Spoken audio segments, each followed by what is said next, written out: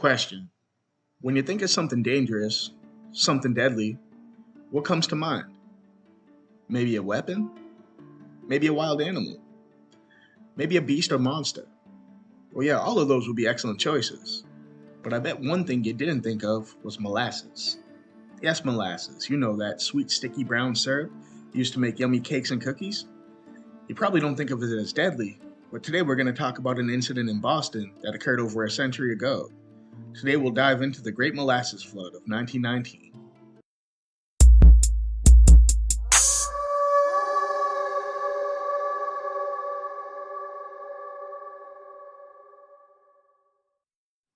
Hey everyone, your boy Smash here. Welcome to my channel.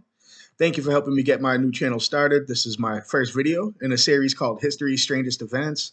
Now this is where we're going to look at some of the weirdest, strangest, and most bizarre events in human history. From mass hysteria to cataclysmic natural phenomena, we want to take you on a trip through our forgotten history. So if you like what you see, don't forget to follow and smash that like button. And today we're going to start with a place close to my heart. I grew up in Boston, Massachusetts, just a 10-minute train ride from Boston's historic North End. Think of it as Boston's version of Little Italy, home to amazing restaurants, cafes, and bakeries everywhere you look. The North End is a major tourist spot.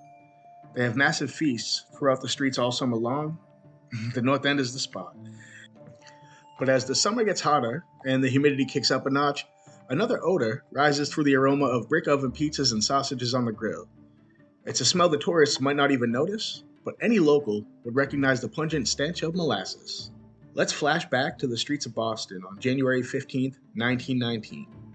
At a little after noon, on what seemed like an ordinary day, there was an explosion at the Purity Distilling Company on Commercial Street. Now, I mentioned earlier that molasses is used for cookies and cakes, but it can also be fermented to produce ethanol, which at the time was used to make alcohol and munitions. And that's what Purity Distilling's molasses was being used for.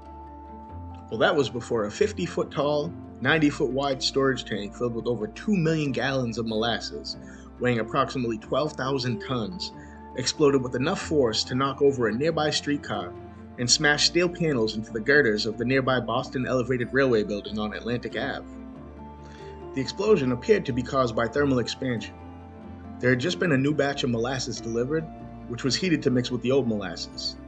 That day, the temperatures rose quickly to a balmy 40 degrees. For Boston in January, that used to be pretty warm. Now with global warming and the way we're messing up the planet... Ain't nobody got time for that! Sorry, another rant for another time. But anyway, that rise in temperature, along with the warmer temperatures inside the tank, caused an explosion that caused hot molasses to flood the streets, killing 21 people and injuring over 150. Now let's pause for a minute. What comes to mind when you think of speed? Maybe a Lambo? Maybe a jet? Maybe a cheetah? Yeah, I agree, but definitely not molasses. There's even a song about how slow molasses is. And every day that passes is slower than molasses. So why couldn't people outrun this molasses? How did it manage to kill and injure so many people? Were people really that much slower back then? Well, the reason the molasses was so deadly is because it was shot out of the tank at explosive speeds.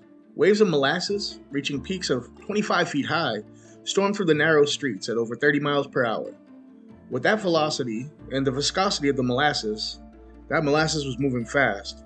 And because it was cold outside, the molasses cooled very quickly, making for a truly sticky situation as people became stuck in the now solidifying syrup. One report from the Boston Globe read, "Molasses, waist deep, covered the street and swirled and bubbled about the wreckage. Here and there struggled a form. Whether it was an animal or human being was impossible to tell. Only an upheaval, a thrashing about in the sticky mass, showed where any life was. Horses died like so many flies on sticky flypaper.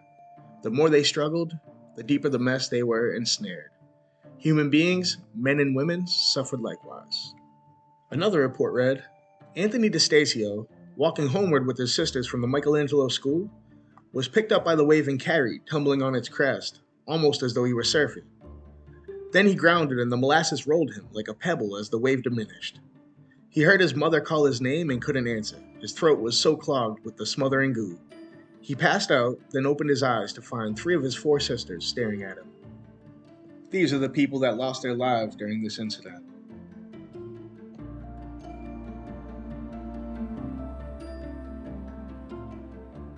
When it was all over, the explosion left the streets filled with pools of molasses 2 to 3 feet deep, destroying the foundations of some nearby buildings and causing them to collapse.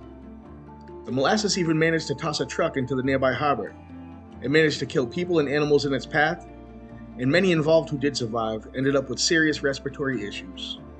Now, this type of mess needs to be cleaned up. They brought in crews who hosed the molasses with salt water and threw sand on it to absorb the moisture.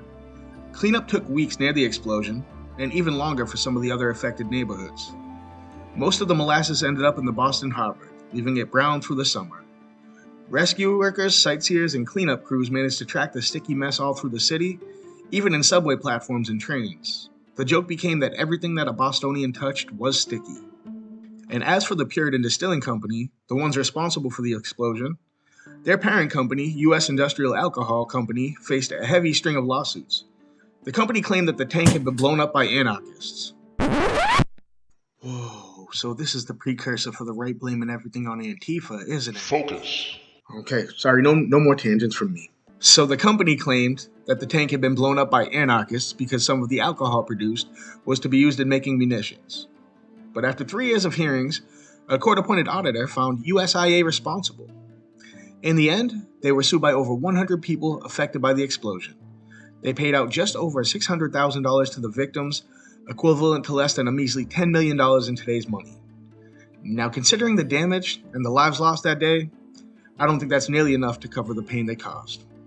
While they got off easy, this was a monumental occasion in itself. It was one of the first class action suits in Massachusetts and is considered a milestone in paving the way for modern corporate regulation. So that's how an ordinary winter day in Boston turned into a nightmare for so many people. Stories are still told about the Great Molasses Flood of 1919, about the explosion, the aftermath, the cleanup, and if you ask many of the locals, they swear that on hot, humid nights, they can still smell the molasses. So thanks for watching and helping me get my channel started. I hope everyone enjoyed.